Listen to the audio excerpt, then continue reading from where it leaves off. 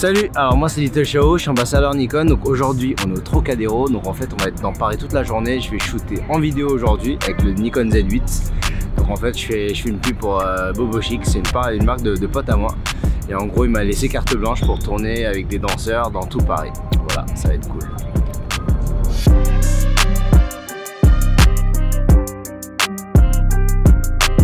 Tu peux mettre de la musique du ouais. Là tu me regardes pas, tu peux juste regarder vers ici. Tu prends le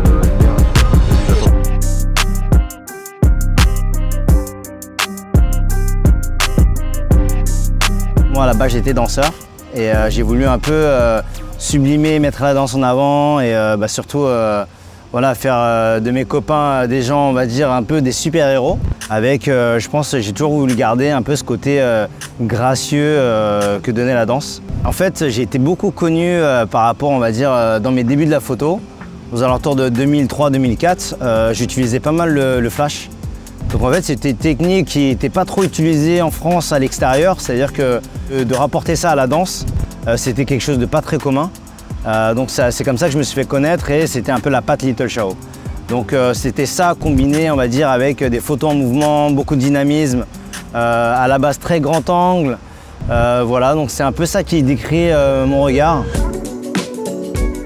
La lumière elle change là.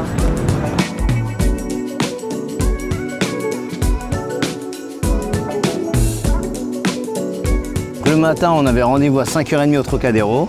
Prêt à shooter, on a shooté je crois à 5h45. Donc on est arrivé, on a shooté avec Soleil là qui m'accompagne. On a shooté jusqu'à 6h30. 7h on est reparti, on est parti à Bir Hakeim, donc pas très loin. On a shooté Bianca Scudamore qui est danseuse à l'Opéra de Paris, sur Pointe, donc sous le pont Bir Hakeim. Voilà, on a tourné jusqu'à je pense 9h, quelque chose comme ça. On est parti prendre, j'ai pris des escargots. Au petit-déj, on s'est posé une petite pause café avec l'équipe. Ouais, il est l'heure. Hein. Quand c'est l'heure, c'est l'heure. Quand c'est plus l'heure, c'est plus l'heure. Pour ensuite repartir à la passerelle de Billy. Donc on était avec Laurine Gros et Cheryl, mais deux danseuses mais tellement talentueuses. En fait, ma sélection, j'ai vraiment pris des coups de cœur. C'est un peu des danseurs que j'apprécie beaucoup dans leur danse, qui m'inspirent. Donc voilà, ça a été un duo chorégraphique. Et on a fini là par Andrea Catozzi qui est un acrobate, donc dans une gestuelle on va dire très propre, très esthétique. Donc en fait il s'est amusé on va dire à faire des acrobaties tout autour des canapés. Donc on a fait ça au Palais de Tokyo.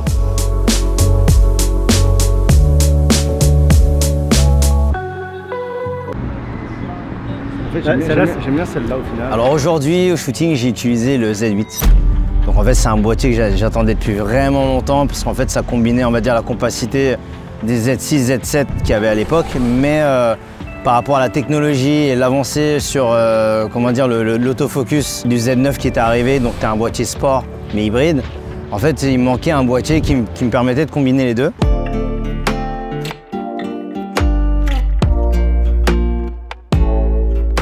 Je devais réaliser des vidéos pour un client. Et en fait, il y avait également une demande de photos. Donc c'est vrai que pour voyager simple, surtout qu'on est dans la rue, dans Paris, tu vois, des endroits qui sont assez complexes en termes de... voilà, il y a plein de touristes, il faut aller très rapidement. Voilà, donc j'ai essayé d'être le plus rapide possible. Donc d'avoir un seul boîtier, ça m'a facilité un peu la tâche. Ah ouais, c'est trop cool, c'est très cool. Ce boîtier, en fait, moi, ce qui m'intéresse dans la photo, c'est d'avoir quand même une rafale qui soit assez importante. Tu vois, surtout quand par exemple il y a des choses qui sont en mouvement. Donc de ne pas essayer d'user, on va dire, les danseurs et les athlètes. Les hybrides aujourd'hui montent jusqu'à 20 images par seconde sur le Z8 et le Z9. Donc pour moi, c'était quelque chose voilà, qui se rapproche, on va dire, de ma manière de prendre des photos.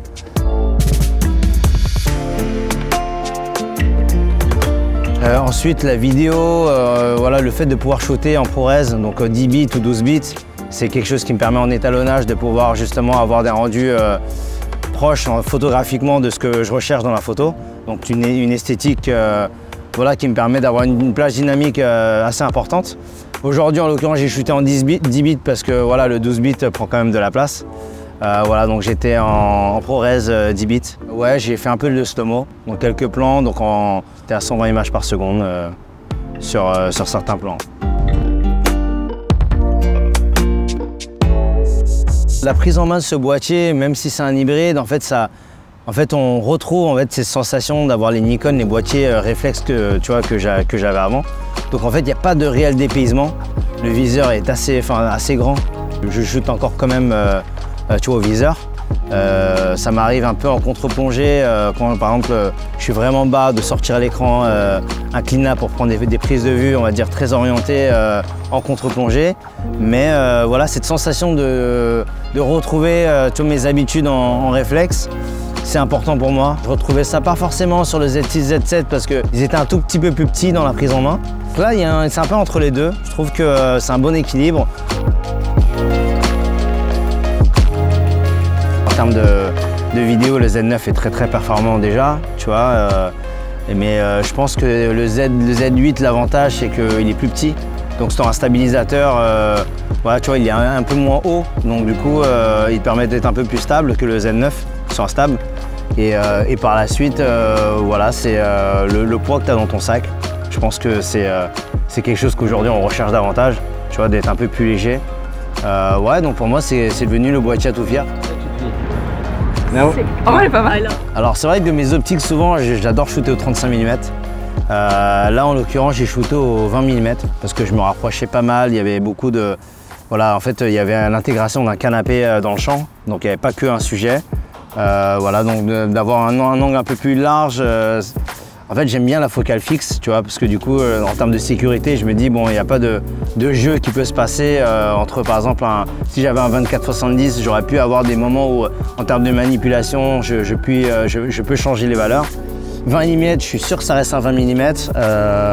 Il ouvre un 8, donc sur certains plans, comme très tôt le matin, donc on va dire à l'aurore, il n'y avait pas trop de lumière. Donc d'ouvrir, tu vois, à 1.8, à 2, ça me permettait de récupérer pas mal de lumière. Il y avait un peu des gens dans le fond, donc de les éliminer, d'avoir un flow qui me permettait d'avoir un focus sur le sujet et les canapés, ça a été un avantage. Alors finalité de ces journées, je suis très fatigué parce que j'ai pas beaucoup dormi.